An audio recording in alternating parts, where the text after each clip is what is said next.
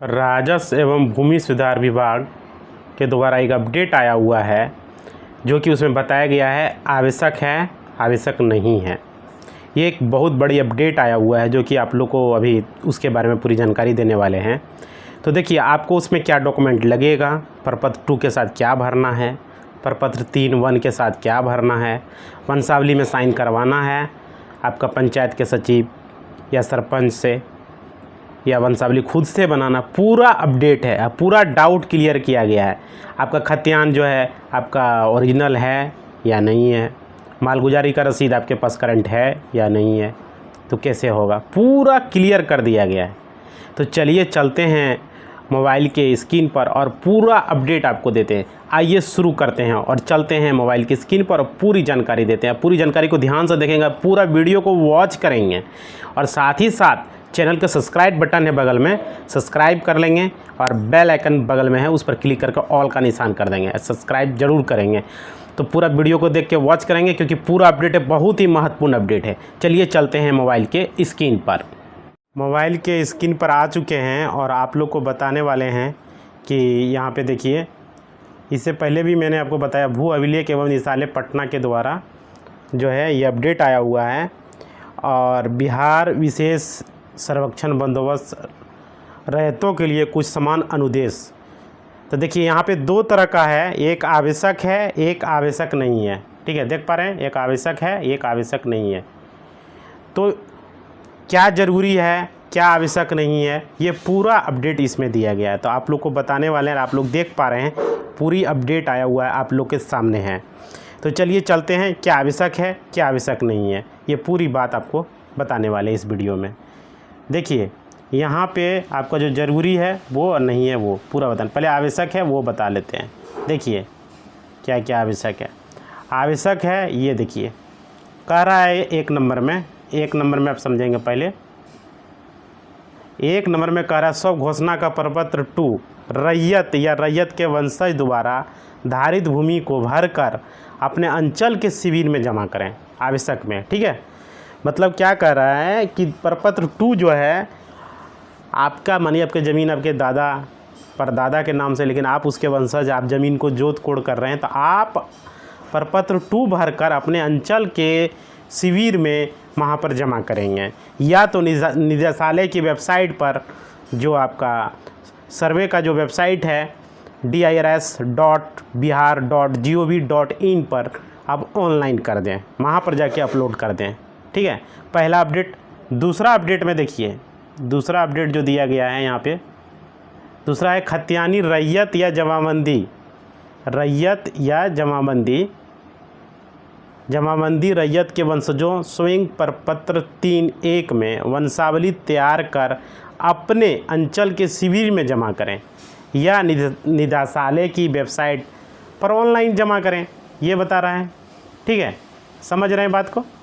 तो ये दूसरा नंबर में बोल रहा है कि आपको प्रपत्र 3(1) खुद से वंशावली बनाकर उसमें प्रपत्र 3 भर में निदेशालय के वेबसाइट पर कर सकते हैं या अंचल के शिविर में जमा कर सकते हैं।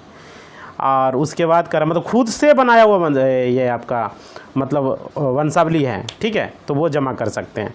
उसके बाद तीसरा पॉइंट में आपको बोला जा रहा है, तीसरा पॉइंट में देखिए कह रहा है, राजस्व रसीद की छाया प्रति, जो मालगुजारी रसीद है जो आप जमा करते हैं लगान, उसका स्व घोषणा के साथ जमा करें। स्व घोषणा वही स्व घोषणा प्रपत्र है, वो प्रपत्र 2, प्रपत्र 3(1), ये सब के साथ आपको वो जमा कर देना है रसीद के साथ।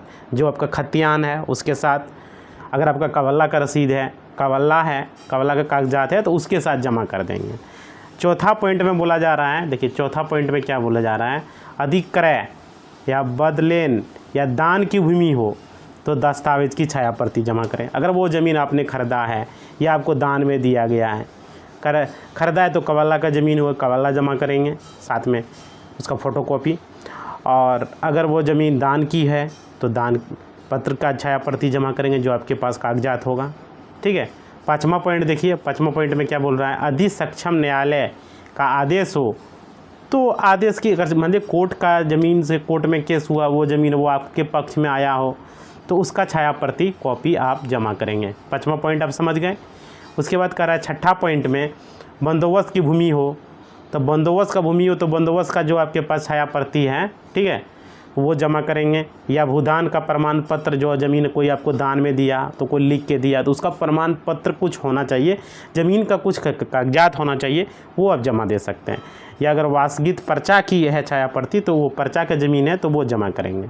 उसके बाद देखिए 7वां पॉइंट में क्या बताया जा रहा है, जमाबंदी रैयत जीवित है तो केवल सब घोषणा पत्र। अगर देखिए यहाँ पर बता रहा है कि अगर वो रैयत जो है खुद जीवित है, वो अगर आप मानिए वो आपके दादाजी और उसके नाम से ही वो खतियान है, वो जीवित हैं, तो सिर्फ उनको वंशावली जो है उसको वंशावली नहीं बनाना है, सिर्फ प्रपत्र 2 भरकर वो जमा दे देंगे तो हो जाएगा। ये जो बताया ये आवश्यक है।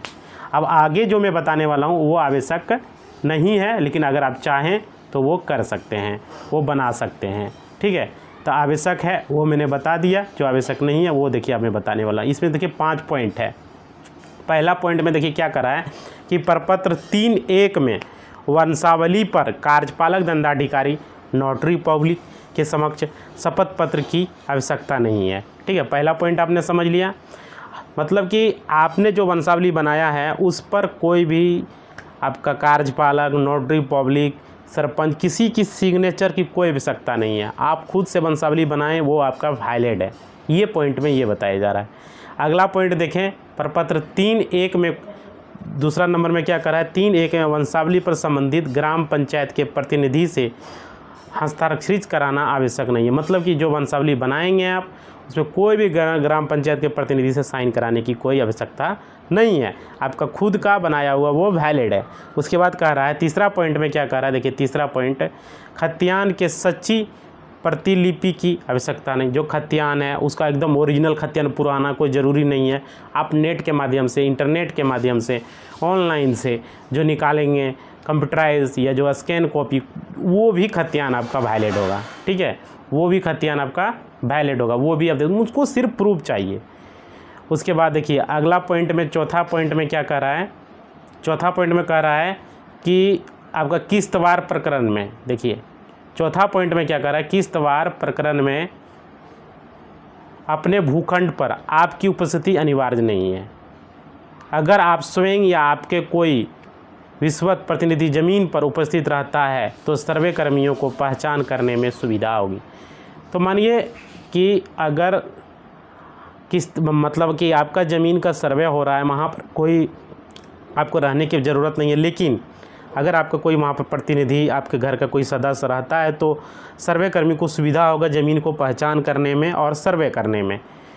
अगला पॉइंट कह रहा है, देखिए 5वां नंबर पॉइंट में बताया जा रहा है कि आपका यहाँ पे राजस्व रसीद की अध्ययन और ऑनलाइन प्रति आवश्यक नहीं है। मतलब कि आपके पास अगर राजस्व का ज़मीन का रसीद है, कोई भी रसीद है, कोई ज़रूरी नहीं है कि ऑनलाइन का ही रसीद हो, पुराना रसीद है, कोई ज़रूरी नहीं है कि आपको करंट रसीद चाहिए, ठीक है, यह आवश्यक नहीं है, जो भी पुराना है वो भी चलेगा। तो यहाँ पर जो आवश्यक नहीं है, जो आवश्यक है, पूरा पॉइंट मैंने आपको एक एक करके बता दिया। अंतिम पॉइंट भी आप समझ लिए। बहुत सारे लोग परेशान है, अरे मेरा तो दाखिल खारिज नहीं हुआ, मेरा रसीद नहीं कटा, बहुत परेशान है। तो इसमें परेशान रहने की कोई आवश्यकता नहीं है।